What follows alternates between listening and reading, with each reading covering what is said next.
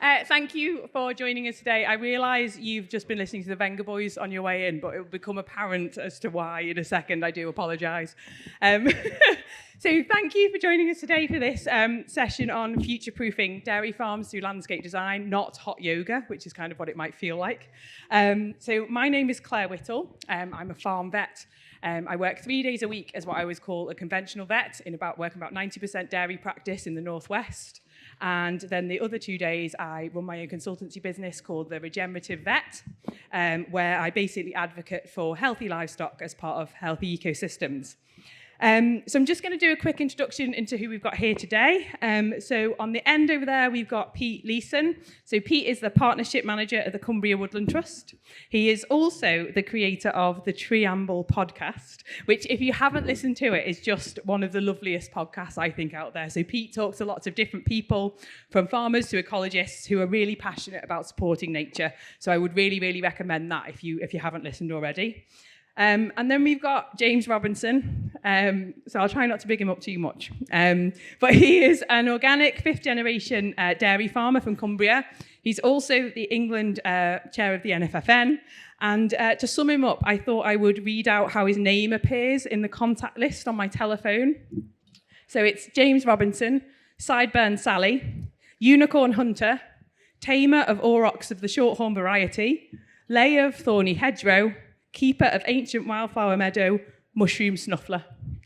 That's pretty much him in a nutshell. And then we have Lindsay Whistance here, who's the senior livestock researcher at the Organic Research Centre and is a huge advocate of the mutual benefits of cows in trees.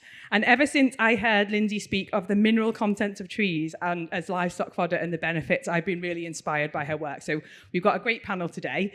And what I'd like to do is just give you guys a little bit of context as to why we're here today and why we're even talking about this subject of future-proofing dairy farms. So I watched a future Met Office weather forecast in preparation for the Oxford Farming Conference back in January. And the weather forecast for July 2050 was hot. So plausible weather conditions based on climate projections under a high emissions scenario, which we are currently in, sea temperatures above 35 degrees C for 2 weeks in a row, reaching highs of 43 in central and southern UK with little notable rainfall.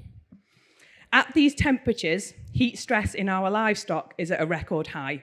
Feed intakes fall anywhere from 20 to 50% as we reach 35 degrees and above, and production drops significantly. Cattle fertility is affected, their ability to fight disease is reduced, and studies have shown that heifers born to heat-stressed dams have reduced milk yield potential. So there is a long-term generational effect of future weather systems on our livestock. Now, we are incredibly good at designing sheds for cattle. We can, and we do, create almost perfect artificial systems. We can create perfect ventilation. We can add fans to reduce heat stress. We can groove concrete floors, and we can even feed cows with robots. But these sheds are also very energy intensive. And in 2050, with an unprecedented increase in electricity use to cool our homes and our offices and rising energy costs, the resilience of these sheds may be tested. Now, that said, as much as we are led to believe that all dairy farms are turning into fully housed mega farms, 90% of dairy farms in the UK still currently utilise grazing in some capacity for 6 months or more of the year. But we often don't talk about that environment for cows and whether or not it provides everything that they need. And what if we saw landscape design as important as housing design? If we planted trees to create a patchwork of dense canopy to act as living barns of deep shade and shelter as well as fodder, of tall bushy hedgerows linking paddocks in adaptive grazing systems which allow cows to flow through the landscape on hot days, utilising tree cover, planting diverse herbal lays or wildflower meadows with different root structures that can penetrate the soil surface to access water and minerals deep below the surface and improve structure for years to come. Allowing the scarce water, when it does arrive, to flow in, not off-field, reducing flooding and improving the water cycle on our farms, thinking in future profit, not yield. Allowing diverse grasses and flowers and herbs to grow longer and more mature, keeping the ground better covered and the soil at the base of those plants cooler, allowing our cows to dissipate their heat better when they lie on it rather than when we have short monoculture ryegrass, which burns off in sustained heat. This diversity of forage species also improves rumen resilience, a cow's capacity to eat the rainbow. Landscape diversity is key to business success in 2050, but we need to think about how we adapt now, and trees take time to grow.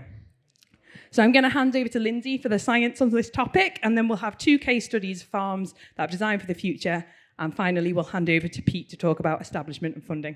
Thank you. Yeah, thanks very much. I'm not going to talk about minerals.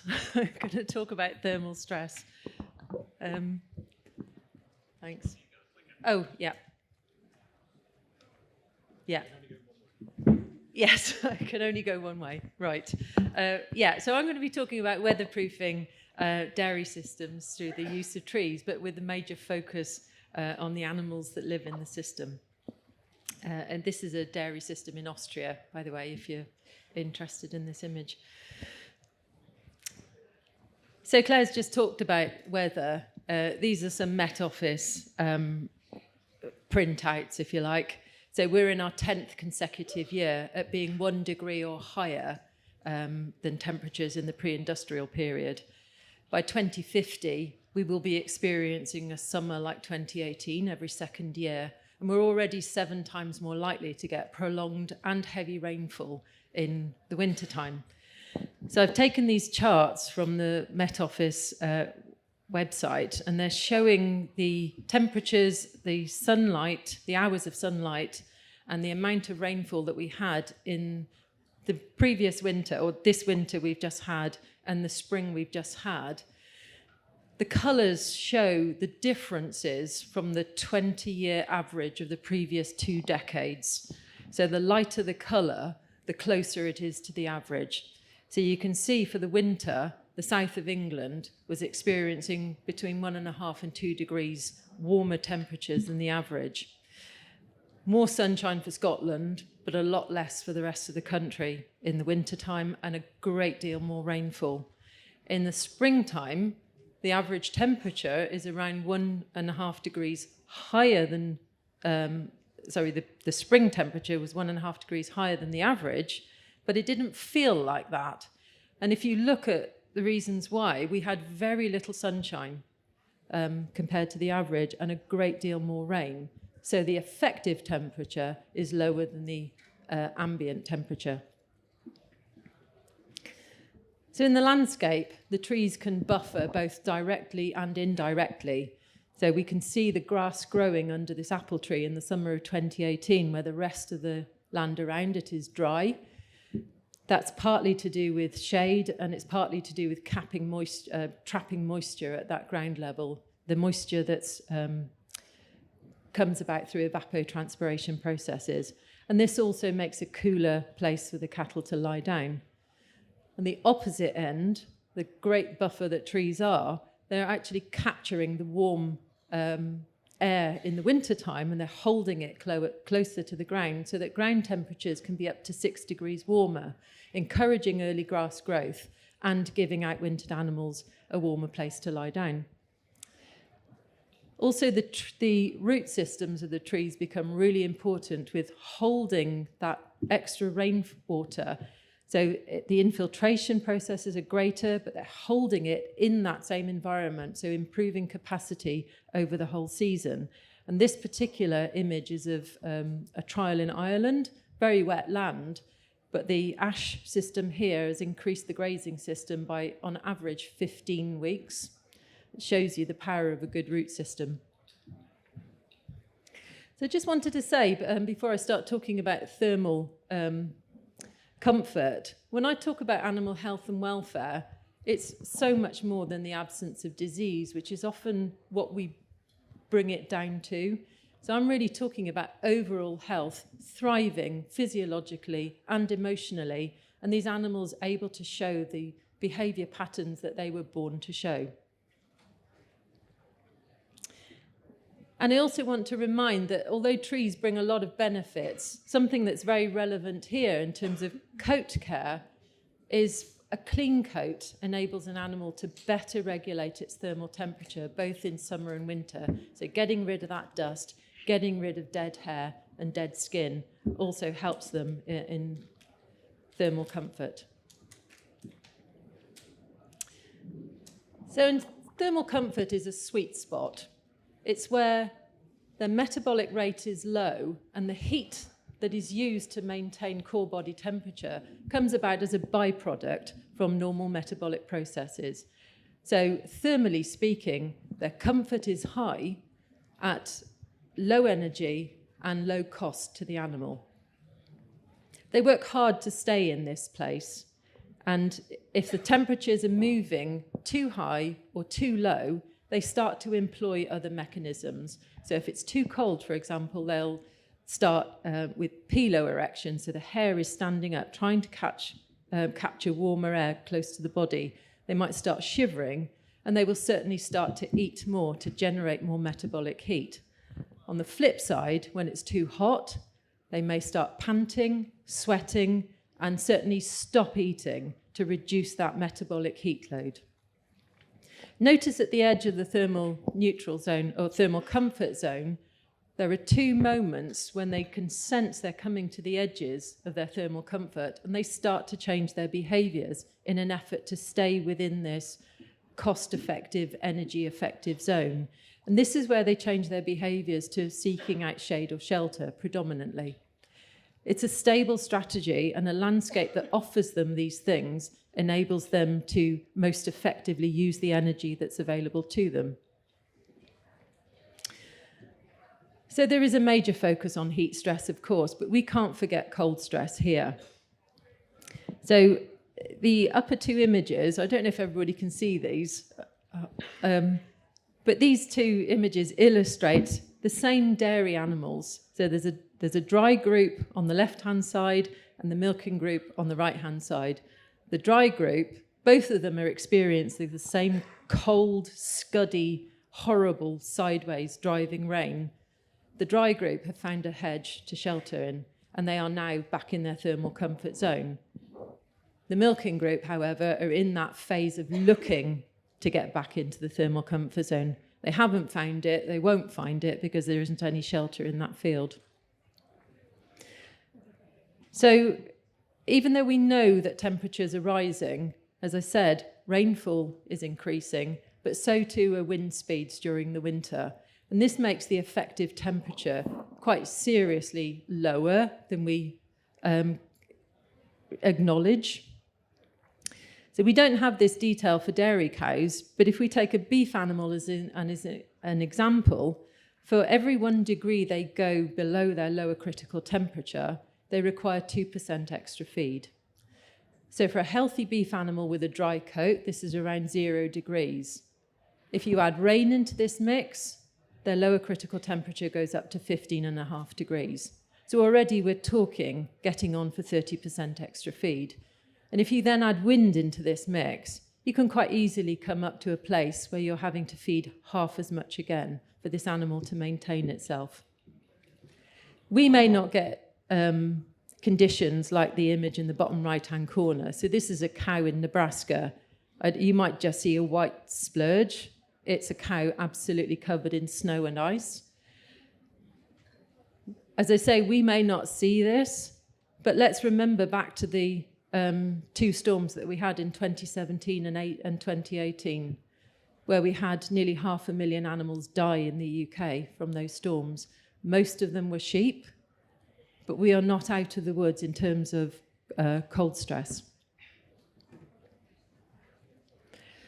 So I put this slide on because the THI, Thermal Temperature Humidity Index, is the index that is predominantly used when we're looking at thermal stress in animals across different industries. So this is something that was developed in 1960s and has been applied to livestock since then. It's fairly basic. It only measures temperature and humidity. Animals have moved on, our understanding has moved on, and we now know that animals are suffering from heat stress much sooner than we first supposed back in the day. The more they produce in terms of milk, the higher their heat stress levels are going to be. So, for example, a cow that's producing 45 kilo a day is going to be responding to heat stress a good 5 degrees earlier than a cow producing 35 kilo a day. In terms of behaviour, so what are they doing? They're looking for shelter, they're looking for shade. In this way, if they find enough shade, there's sufficient shade in the landscape, they can maintain normal behaviour patterns, which includes feeding and ruminating, which has a positive knock-on effect on production. You may see these other behaviours when shade is inadequate, so looking for a higher airflow, hogging water sources. If there's too little shade, you'll see a deposition of nutrients and a degradation of the landscape around that shade. The negative outcomes of heat stress are manifold and long-lasting. So animals that are closing down systems, the digestive system is closing down, you get metabolic impacts, rumen microbes are negatively impacted, you get an inflammation cascade, so these animals are more susceptible to mastitis and lameness, and their milk quality also goes down. Estrus is also negatively affected, as is the growth of embryos and the fetuses. So you end up with smaller calves born to these animals. So what's happening to these smaller calves? Well, they're smaller when they're born, but it's not just in body size, it's also in organ size. And this is really important when we're looking at their immunity. So the organs that are related to immunity are much smaller, which has an ongoing effect into their lives. And passive immunity is also affected in multiple ways. So it's poorer quality colostrum that they're taking, but the normal window of 24 to 36 hours where passive immunity can be transferred is also shorter, because the system is starting to close down even before these calves are born. With so many negative things going on in this animal's life, it's really not surprising that cattle that are born to cows that have experienced heat stress have higher cull rates, higher mortality, and those that do carry on are showing these negative effects into the third generation. Over time, these negative impacts are costing the US dairy industry nearly $1 billion every year. They acknowledge that this is an economic loss to heat stress, but let's remember that all of this is based on poor welfare, essentially. And really, it is up to us to build a stronger and more resilient landscape for them. Okay, thank you.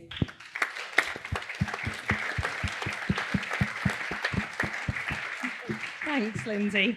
I love all the information about how the weather changes an animal's ability to regulate its own temperature.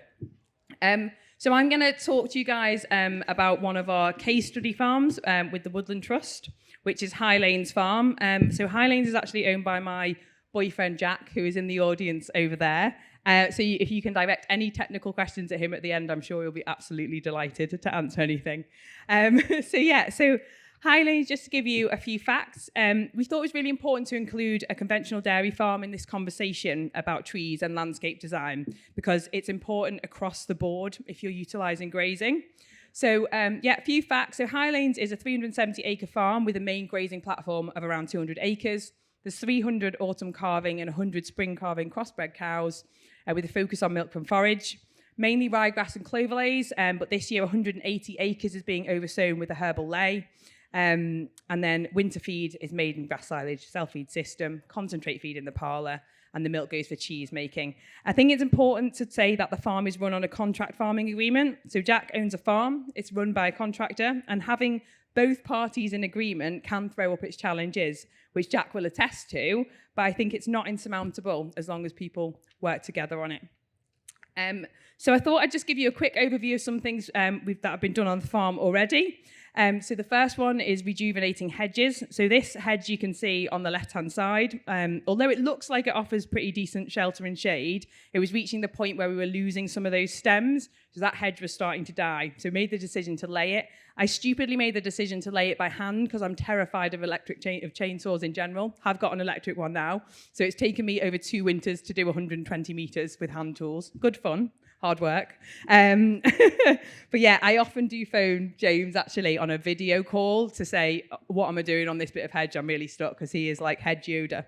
And he's been really very good with his advice. And I should proudly say that this hedge won second prize in the Staffs and Birmingham Agricultural Society Conservation Competition for a managed length of hedge that maintained and encouraged wildlife. Thank you very much.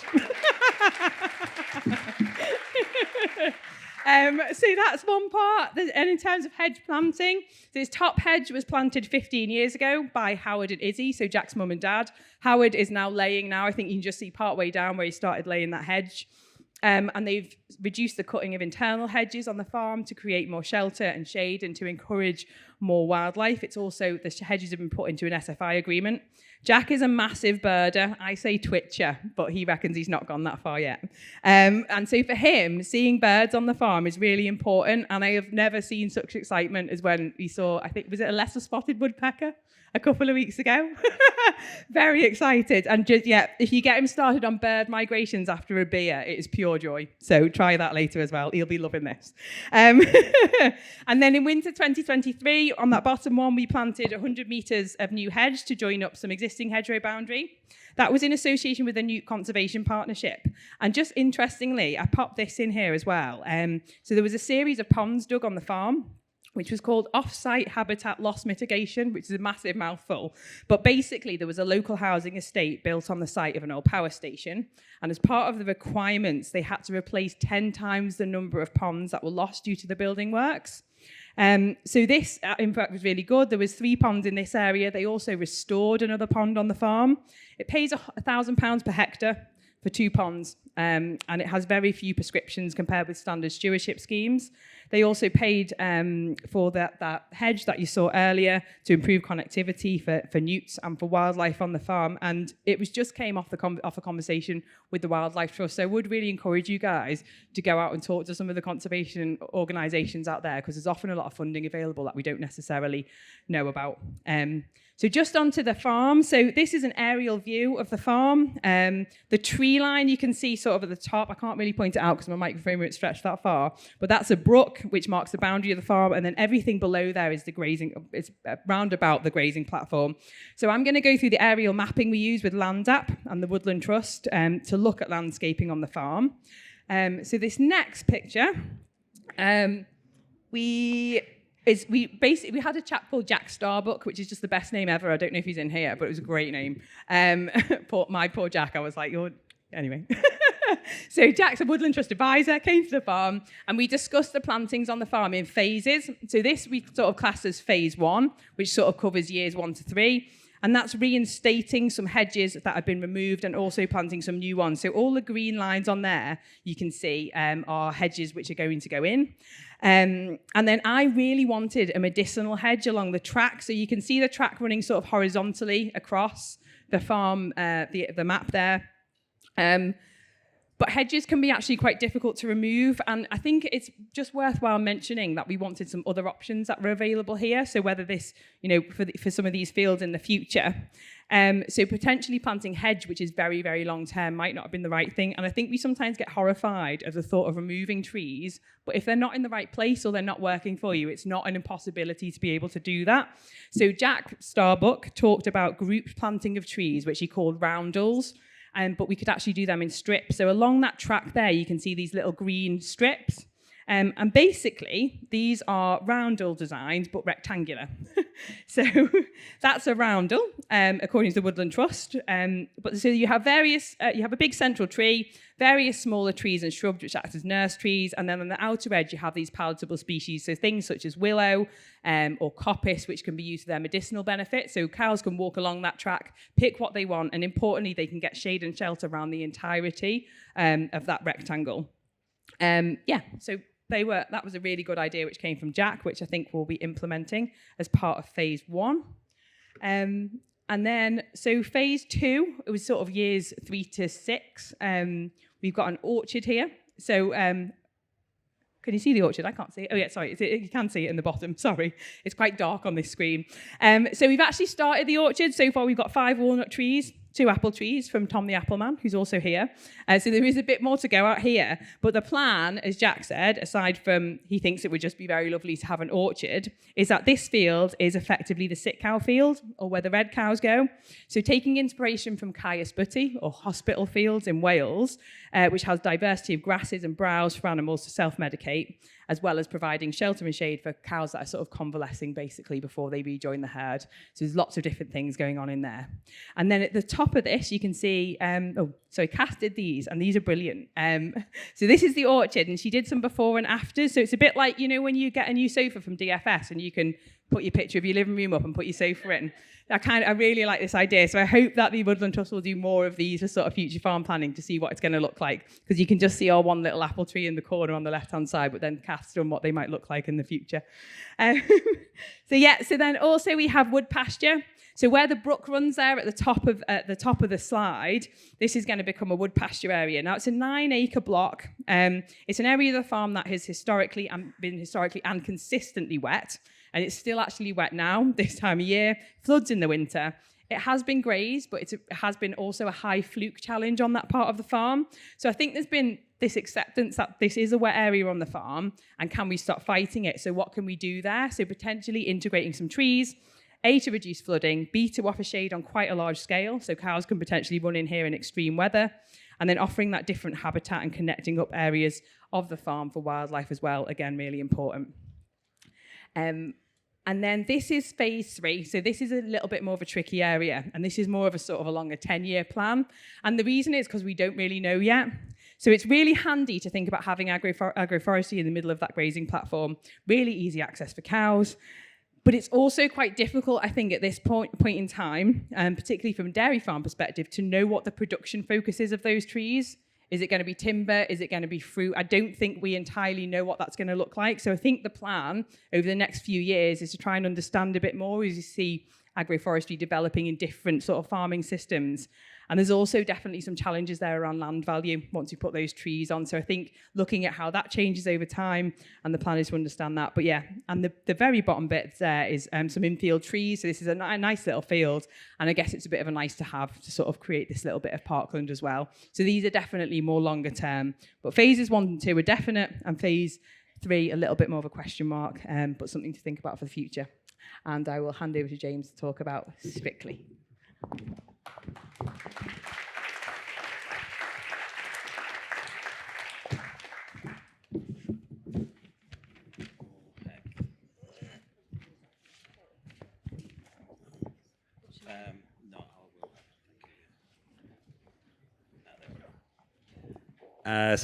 Hello.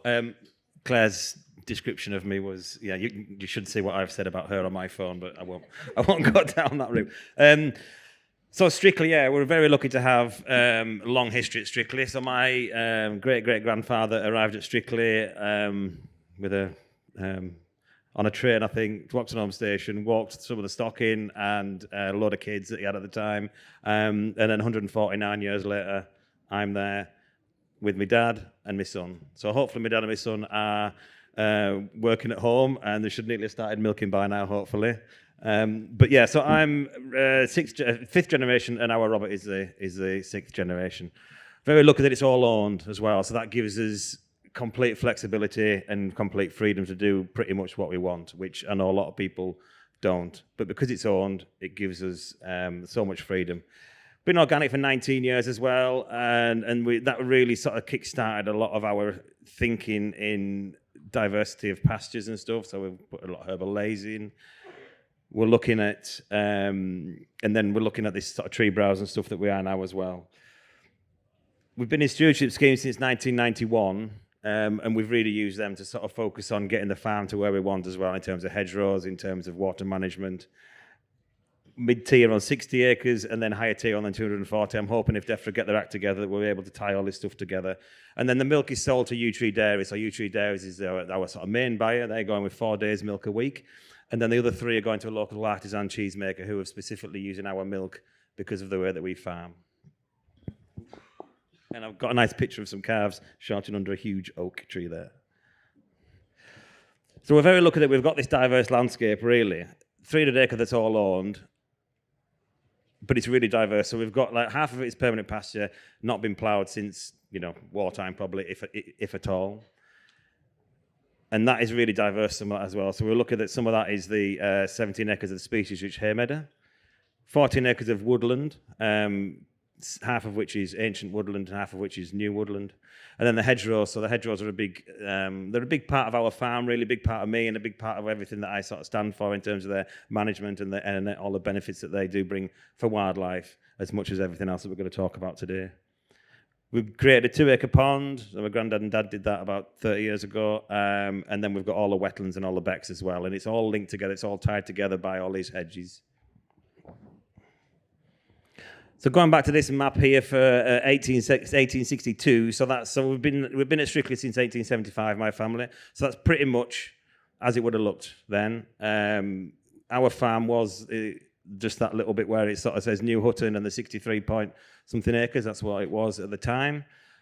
Now been extended and bought, so we've got 300 acres now around there.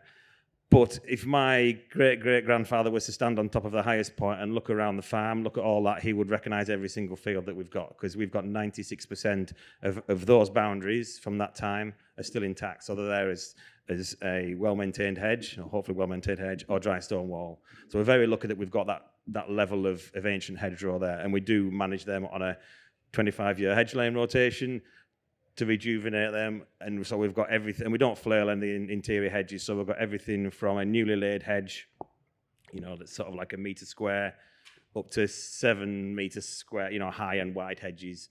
And that's on a big pattern of a big rotation of hedge laying right across the farm.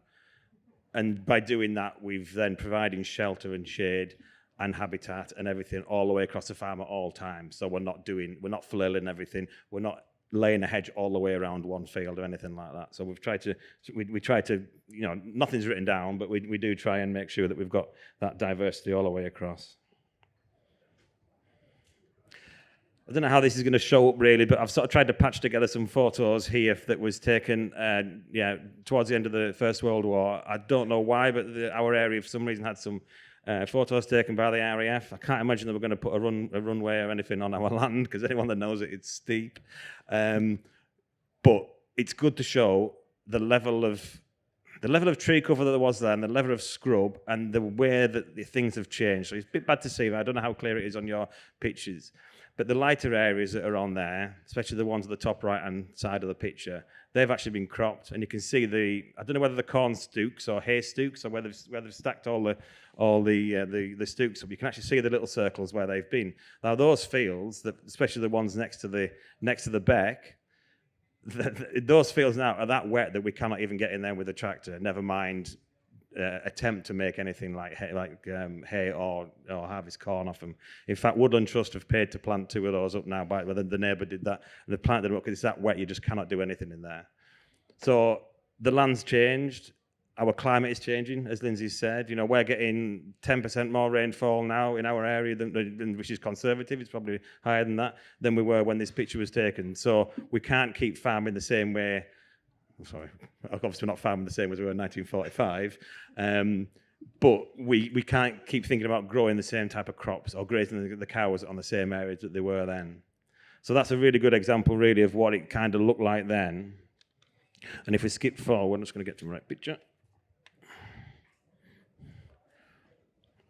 So that's what it looks like now, and I don't know how clear it is. It's maybe a bit fuzzy, but the green areas and stuff, the lighter green areas are where we're looking to do the planting over the next couple of years. So I've called it 2024 because we're planning it now.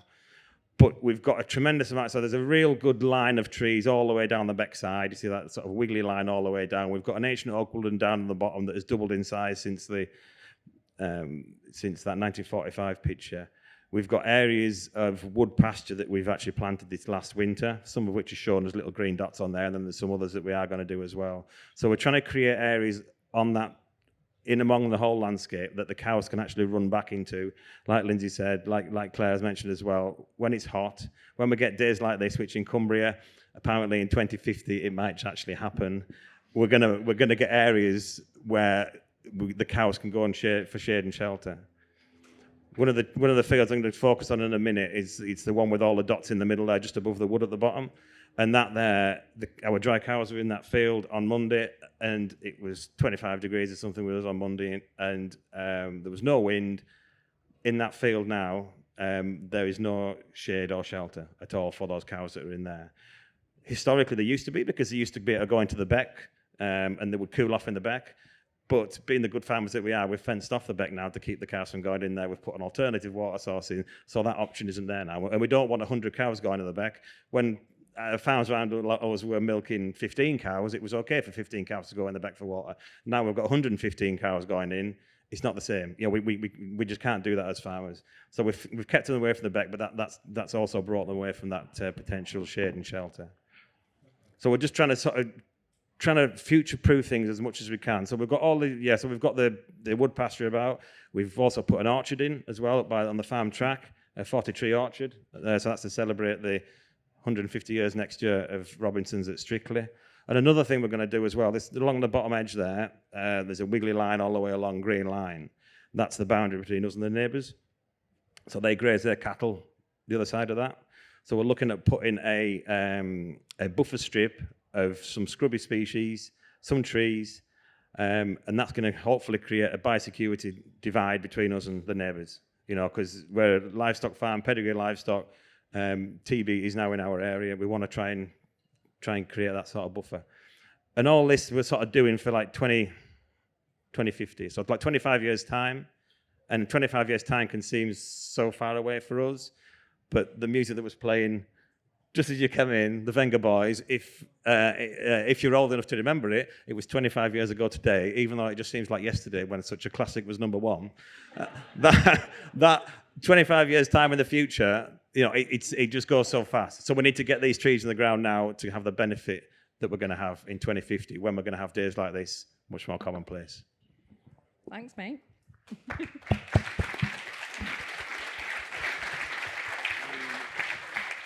Can I just have a very quick question? I always wonder this. So on your farm, your hedge laying that happens, and I've been up and stayed for a couple of days, and you go out both days, and we do hedge laying on both days. Why do you think that happens on your farm and not? Do you think it's to do with the steep banks and not being able to get up there? Do you think it's just something that's tradition? Why do you think you hedge lay and other people around you wouldn't necessarily do the same thing? As in, it's like in your diary as a constant. Yeah, it's just something that we do. So we have always just managed our hedges like that. And if you go back to the diaries from 1930, when my granddad, around that wartime picture and 30s and 40s, they were hedge laying the same hedges then that we've been doing this last winter and stuff.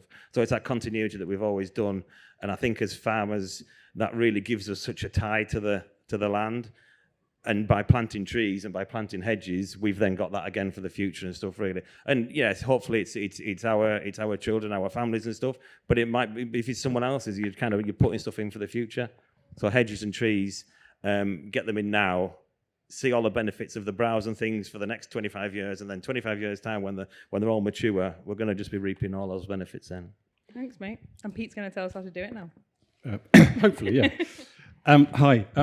I've been planting trees at the Woodland Trust now for 30 years, or more than 30 years now. When I started, we were talking about woodland creation, just woodland creation. But I've had the joy of working in Cumbria alongside people like Nick and Paul Renison, James and others. And really the last 15 years have been an exploration of trees and farms and how we integrate the trees into the farm, and why and what for. What's delightful is listening to the people on the stage today is actually now the science is behind that. And we've been gathering the science together. We've been talking about things. Climate change is with us. It's going to stay with us. We've got to resolve that. But the learning that's coming out now. So I think we're in a place where actually trees are the answer very often. And for me as a tree planter, that's rather delightful. So I would say with tree planting, we've learned from the Nick and Paul experience. We've learned from James. The first thing is, be pragmatic, be practical. Think what you can achieve and try and get your objectives laid out early on.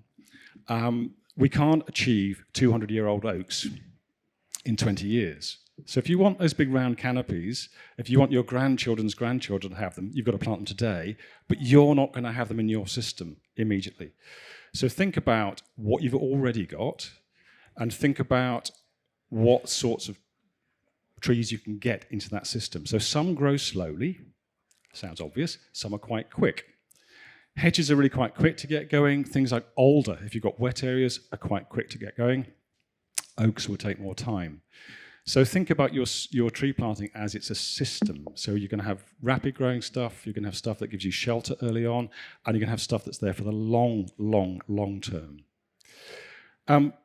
Most farms will have some kind of structure. It's quite rare for farms to have no trees at all.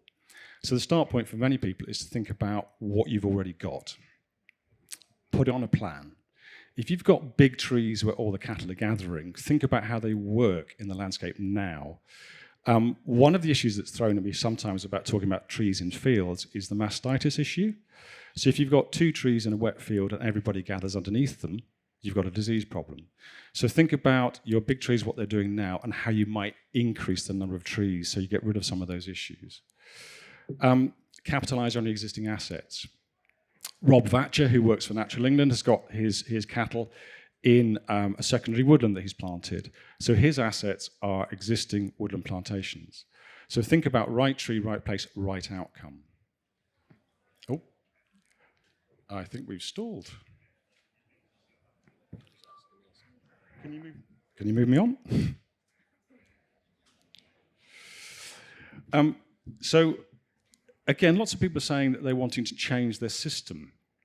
And so one question we come back with is how do your cattle move across the land? Where are they already finding shelter and shade? Where are they finding water? Where is your higher winds coming from? Where's your wet winds coming from? And think about your landscape and try and think about how you might redesign it. Are your boundaries in the right place now? Can you think about changing your boundaries? Many farms the fields have got much bigger over the years, and now we're getting people saying, well, actually, we want to go back to smaller fields, particularly if they're mob grazing. So, if you've got assets like this one here, this hedge, which is rather grown out, is it in the right place? Do you want to restore that as a hedge? Or could you turn it into field trees by leaving it as it is, changing your boundary direction? So thinking about your existing tree assets on the site. The joy of lots of native trees, and from a conservation perspective, they're extremely good. Native trees, I always try and go for native trees from a conservation perspective. They're also extremely good in terms of browse. So if we think about things like willow and alder, extremely good nutrient value, extremely good browse value. They are comparable in many circumstances to grass.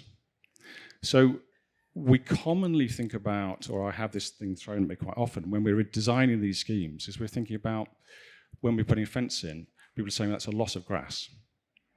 And I'm saying it may be a loss of grass short term, but long term, it's a gain in browse and shelter and shade. So think about that. Alder and willow are extremely good for your animals in terms of cobalt and in terms of other nutrients, but they're native trees. So think about native first, think about your growth rates. So alder is quite a rapid growing tree. It likes wetlands, so it has that liver fluke kind of issue as well. You can resolve that by putting it in your wetlands and graze your cattle through in the summer. So think about trees as browse first as part of your system. We have tried almost every way I can think of, and I can't think of any others, of getting trees and hedgerows back into the landscape. And what we've got here on the right-hand side is a 4-metre wide hedgerow. And on the left-hand side are the cactus guards that Tim Nicholson started to use and pushing out there and selling. We've had roundels, squirrels, we've had big cages, little cages. It's a bit like that dance thing, isn't it? Yeah. Big cages, little cages. We've tried everything. What I would say is when you're thinking about your system, try to be pragmatic. Obviously put them in the right place for you. But we have had many schemes that look very, very infrastructure heavy. So infrastructure, if it's metal, it's got a carbon footprint, patently. If it's metal and you're going to have trees growing through it, you've got to take it off at some point as well. So when you're planning your system, think about the reuse of materials, putting materials in the right place at the right time, and think about 3 or 4 or 5 iterations of something like a metal cage. So when you're planning your work, think about what can I do this year, next year, the year after, the year after, the year after, and use those materials again as far as you can. Very often we're planting large trees, so oaks and things like that within hedgerows. the plan on the right, 4 metre wide hedgerow, hawthorn mix, about 70% hawthorn, but with other species. Almost always we put the big tree, the oak tree, that's going to be in a 1.2 metre tube. So we can see it. So if we're managing the hedge, we can see where that tree is. But we're aiming for that tree to become a 200-year-old, 35 metre wide tree at some point. So this is another tree cage. We've done these 1.8 metre wide wooden cages. That's a 7-year-old cage. You can see it's already providing shelter. It's already providing browse. So those rapid growing things like crabapple, hawthorn are really good establishment trees. Within that cage is also an oak tree. So companion planting, putting species together that are going to work together mycorrhizally under the ground, but also in terms of nectar, pollen mixes and things like that. So we always plant, every time we plant a major tree, we plant 4 or 5 or 6 trees around it. And if I've done the cage, you can have 7 trees in something like that. Dogwood, dog rose, hawthorn, blackthorn, crabapple and oak. And they all work fantastically well. And there's the old saying that hawthorn is the mother of the oak. And absolutely right. But it's quick, it establishes quickly, and you've got a thicket which gives you shade very quickly. So I can't actually read that from here, but I think I've done all that. So, yes, support. Go to Cumbria and talk to James. That's one way of supporting. There's lots of experience from lots of farmers now. It's a growing body of people who are actually doing this stuff. We've got advisors at the Woodland Trust. There's Soil Association. There's a huge body of people out there to go and get advice from. Go and get advice, but go and talk to people who've done it. And there's a growing body of people who've created these systems and who've put these things in the ground. So do go and find support and some friends. And the regen space for me is fantastic because everyone is friendly and everyone wants to share. So I think go and ask those questions. Don't be shy. And my last slide is a 200-year-old oak tree with Stephen Lord, who's a retired sheep farmer in Cumbria. And we chew the cud from time to time about what's what. That is what we're aiming for. We did some research a few years ago at the Woodland Trust, and we discovered that half our canopy in the UK is not trees in woods, the trees outside woods. So half our canopy is not in a wood, and it's made up of beasts like this one. That's what our animals will need in 2050. We can't do these in 2050, but we can try and get there with lots of other trees and lots of other ways of doing it. So thanks very much.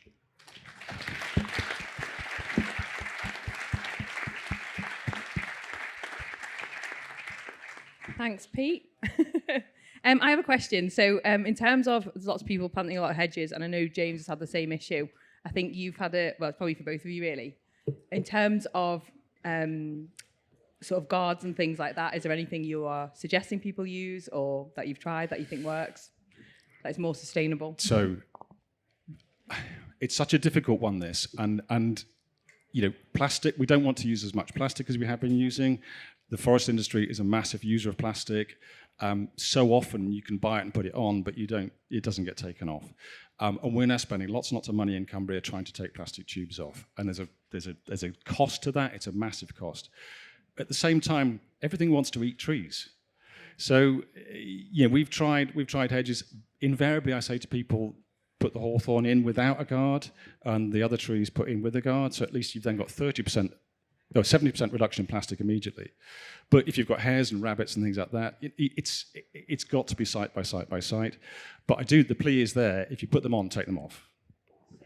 Okay, thank you. Yeah, well, I'll just... so we've planted, about 1,000 metres, something like that, over the last few years, half of which were done with plastic spirals, and half of which, 3 years later, we haven't used plastic spirals because they were horrendous to take off. So try not to use plastic spirals at all. These last lot that we've put on, we've actually used those cardboard guards. Agravista, I think, sell them. I'm not sure what the actual trade name is. But they're really easy to put on, just with the cane again. In fact, we reused some of the canes from the spirals from 3 years previously. And they've been in, when did we put them in? We put them in about November, December, something like that. So they haven't been in a year yet, but they've had a lot of the winter and they're looking good so far. They only really need to last 3 years, and then it doesn't really matter after that. But there was no way I was going to use plastic again, because having taken plastic spirals off, it's an awful job. And even after 3 years, in fact, it's such a bad job, I had to get some students to do it because I wasn't going to do it. But even then, the spiral, the shattering, even after 3 years, the shattering, so the amount of plastic that there is in the environment from such a spirals is absolutely horrendous. But yeah, we have a lot of rabbits. We have quite a lot of hares. They would nip off even hawthorns and things, so it'd be a waste of time. If you're putting it in, you kind of want to make it work right. But yeah. Thank you. So guys, I'm going to open up questions to the floor. If anyone's got anything they want to ask. Perfect. Just up here, if you wouldn't mind waiting for a microphone and then ask the question by the mic, that would be great. Thank you.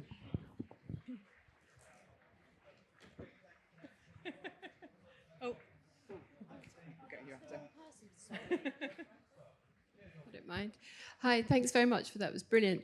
I've got a question on liver fluke. So trying to get scrapes in, particularly into farms as a way of providing water to moving cattle and also for shelter and biodiversity.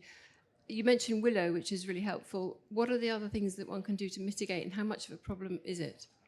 Yeah, it can be. And I think historically veterinary has been, well, if you just don't graze wet areas, and it's not easy if you're conservation grazing. So it's quite a tricky one. And there's no resistance to fluke like there is with worms. So there's a few things in terms of grazing timings. So I have had success on farm where we just literally flip the grazing platform round. So the time of year when you're most likely to pick up fluke is going to be still during that autumn-winter period, autumn, early winter. So not grazing it during that period. So you can still graze at other times of the year, but potentially not at that time. I do wonder if there's a biodiversity thing as well.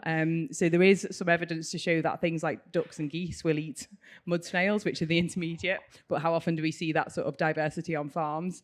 And there's something that I spoke to Sophie about this actually, because I've not been brave enough to try it. But somebody suggested, why don't you put your animals that are going to slaughter the next day on your really fluky areas and let them pick it up and take it away with them? But if anyone is brave enough to try that, let me know how you get on. Not for sheep, because they get a cute fluke, but cows might be okay. So yeah, but yeah, I think there's probably a diversity issue there. Very interesting. Does the browse affect the health of the animals? Because we've heard that they actually look for the minerals which are beneficial. On the guards, would something like a wicker basket thing work, or would the animals eat that?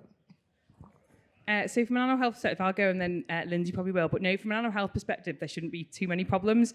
And tannin in leaves and bark is actually shown to reduce parasites' ability to reproduce in the gut. And they reckon in more natural systems, cows would actually, around 20% of their diet would come from browse, 40% for a sheep and 60% for a goat. So it's no wonder why we see really high parasite burdens, I think, sometimes in goats, for example, where actually they wouldn't be grazing pasture as standard. But yeah, Lindsay can add. Yeah, I mean, I agree with that. The problems you'd have with wicker would likely come from them rubbing and damaging them that way, because they also need to show body care. But I think in terms of establishment and browse, I think if with the double fencing, the wide double fencing, especially on a hedge situation, once they've got, so the cow's going to be able to reach over that and be able to browse the hedge anyways, that hedge is going to be well established enough that it's not going to cause any problems.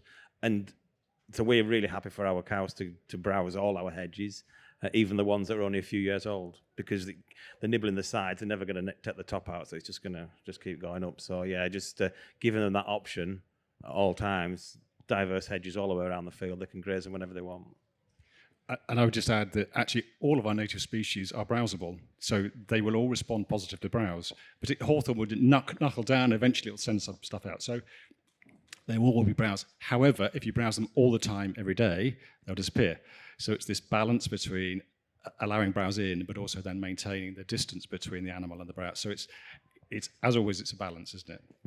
Yeah, there is actually a rule of thumb for defoliation, so that don't allow the animals to take more than 50% maximum, because then you're reducing the plant's ability to recover. But of course, that's slightly different for faster growing species like willow than it is for a slower growing species like oak.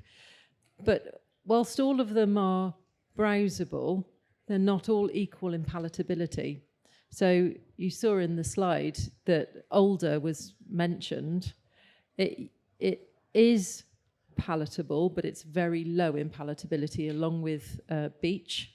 So really, it's one of the few trees that we almost don't need to protect against even deer, because they're not that interested in eating it. They will browse on the very young growth, but once an older tree becomes well established, You rarely get any interaction with older. And it's quite curious because when you analyse it, they're actually very good nutritional content.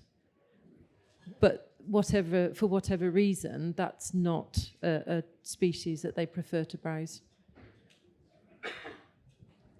Thanks, guys. I think we're probably near enough the end so with those two questions, but thank you very much for your time today. Thank you to our speakers, and thanks for coming along. Really appreciate it.